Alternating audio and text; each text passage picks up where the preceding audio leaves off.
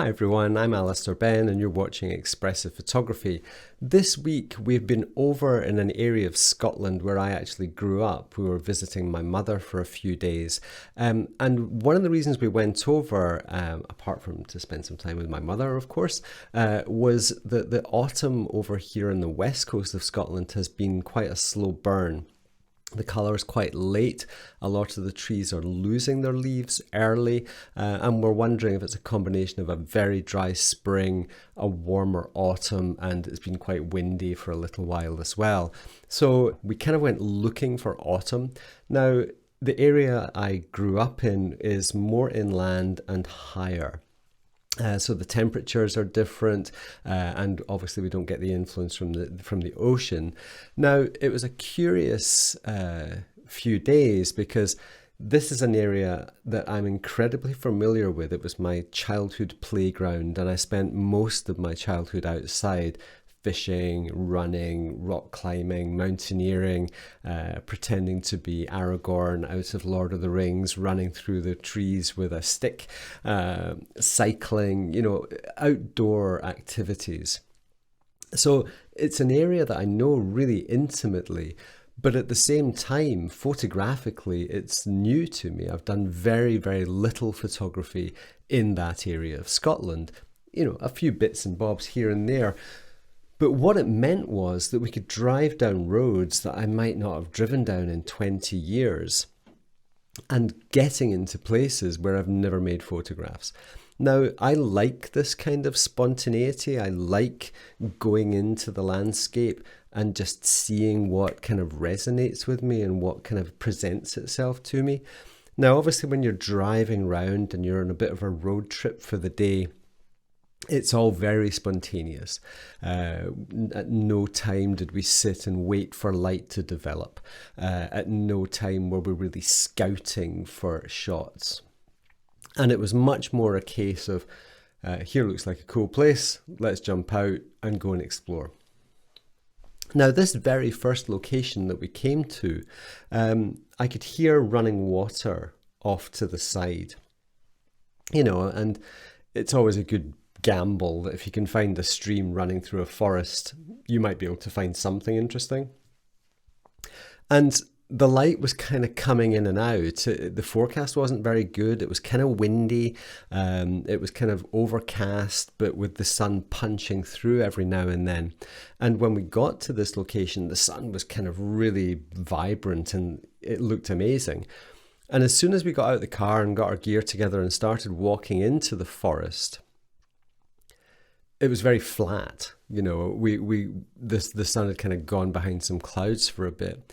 Now, there's a couple of things I want to cover in today's video. One is that there are differences in luminosity that are present in the landscape even when the sun isn't there. So even in flat light, there are changes in luminosity. So that's the first thing. And the second thing is the communication of making a photograph. And, do we ever think about its impact on other people? And is that a useful thing to focus our attention on? Now, this first scene is really anonymous. It's a single silver birch tree, but it caught my eye.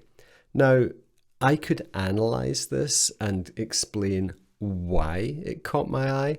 Now, it's a slightly angular diagonal line and it's really bright. It stands out because it's white in a generally mid-tone to shadowy palette, canvas for want of a better word. I like the kind of homogeneous color palette, the rusty color of the bracken, the ferns in the bottom, and then some of those, I think they're larch or something like that in the background. The pine needles are starting to turn. They're getting some yellowness to them.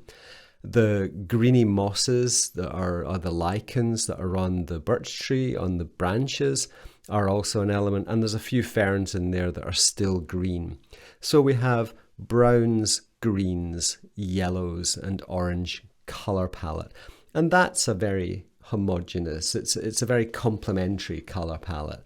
I believe this is probably what you would call an analogous color palette. It's all within one slice of the pie of the color wheel. The most dynamic thing in this shot is the birch branch. It stands out beautifully luminous.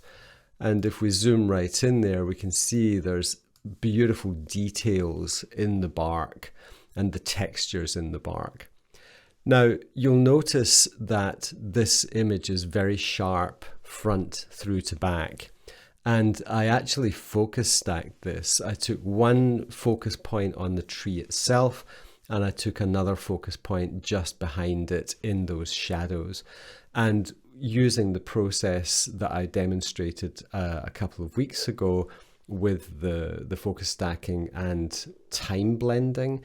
Obviously, I didn't have to blend for time in this because nothing was changing speed, but the focus stacking principle is exactly the same.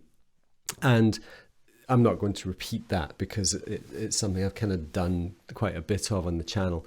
In terms of processing, I made it a bit softer and I made it quite subdued color.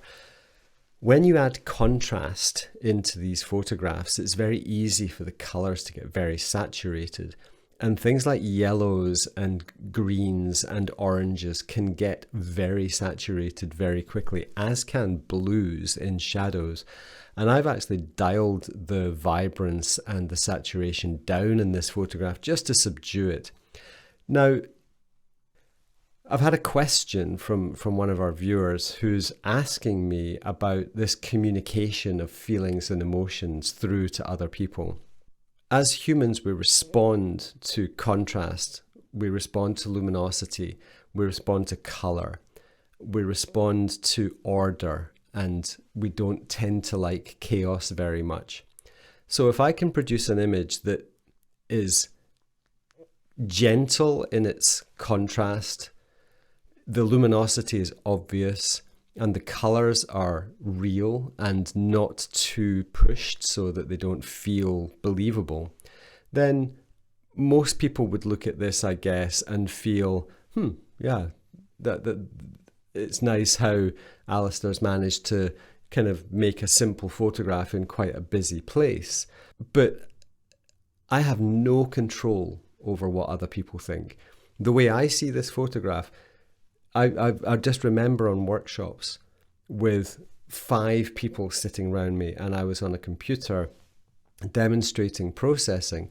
If I'd said, okay, I'm going to add contrast to this photograph, each of you tell me when you want me to stop, you would get 5 different answers plus my own. So you get 6 options because we all have different preferences.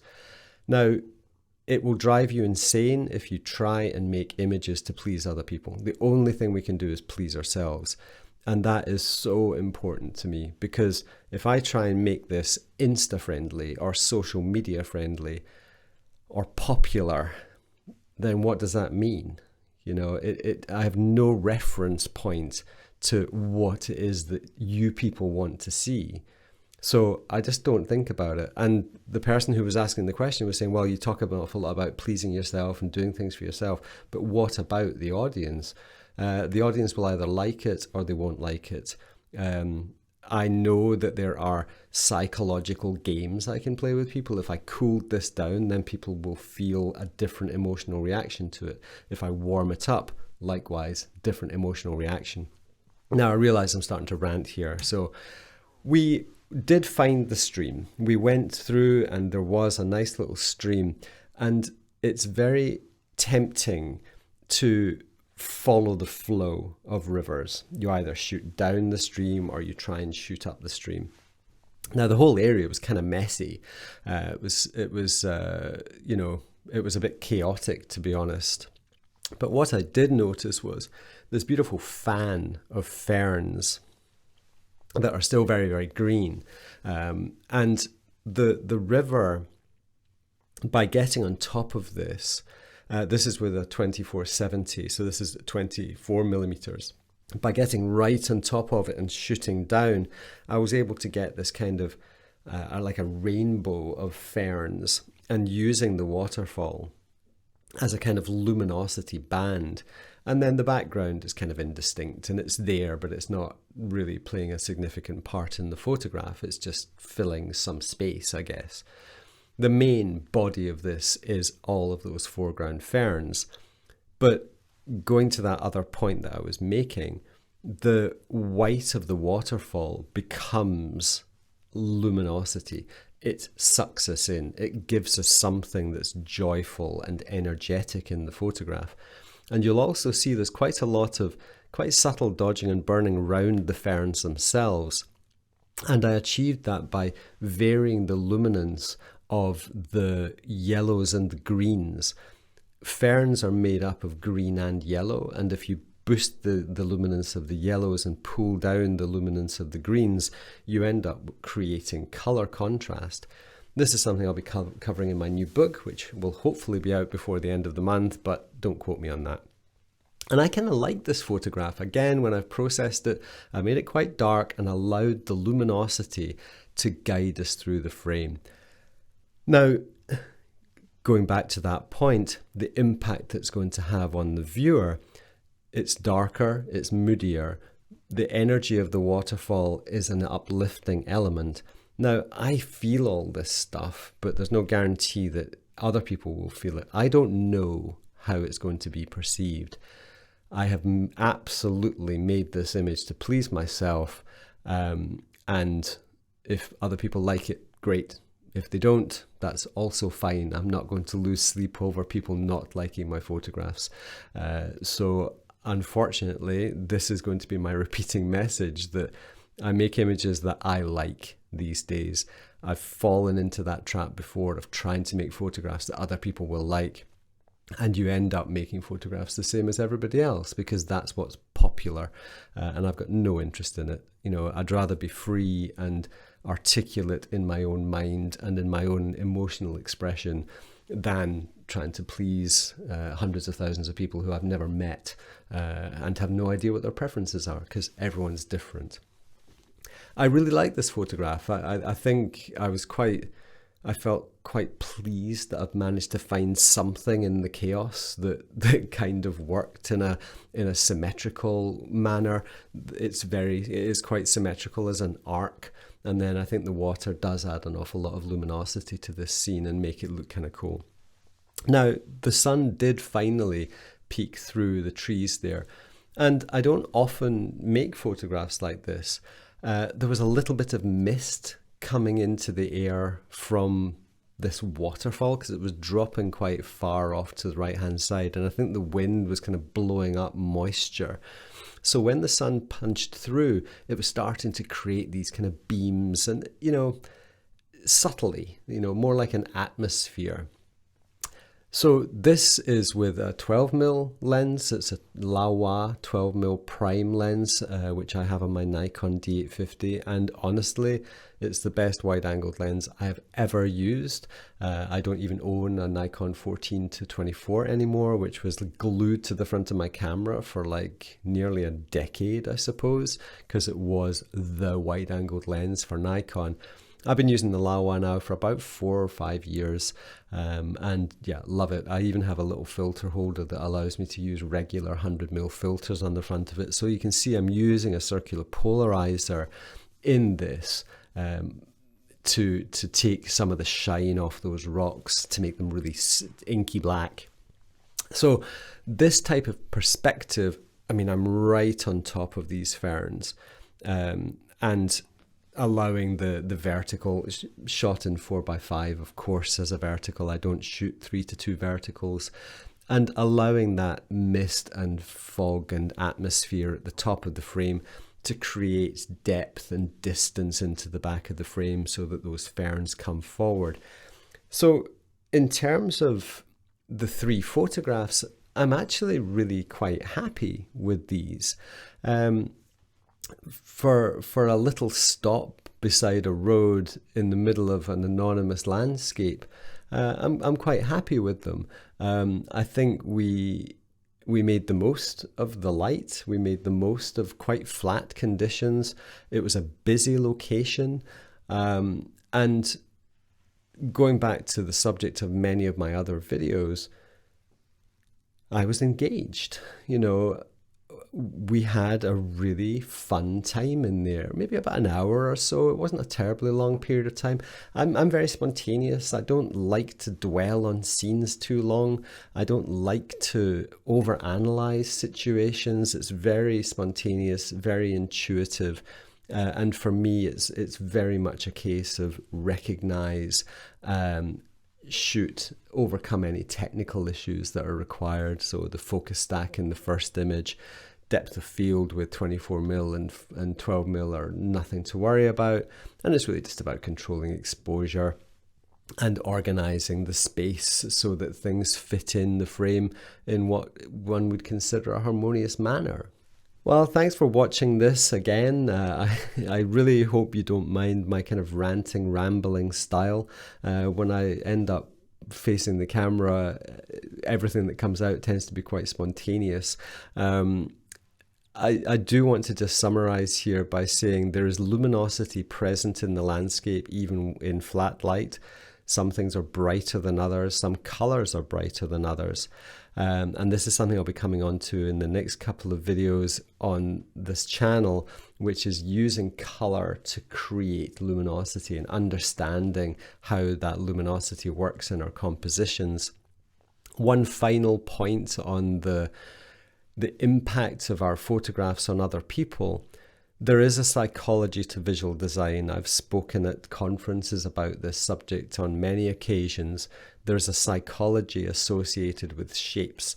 There's a psychology associated with luminosity and contrast, which I cover extensively in my ebook, Luminosity and Contrast. It is the purpose of that book is to explain the psychology of luminosity and contrast. Part of the reason I'm writing The Color of Meaning is to explain the psychology of color in our photographs. There's a certain predictability in terms of what we do with these things. So I will be coming on to this again in future videos. For now, thank you very much for watching.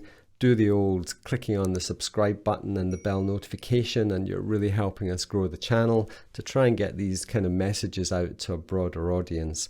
Other than that, yeah, we'll see you during the week, Wednesday and Sunday. Today on the Zen Haggis, I am talking about killing time. Now, killing time is something we all do, and I have really enjoyed making a movie this week talking about the specific issue and how we can stop doing it.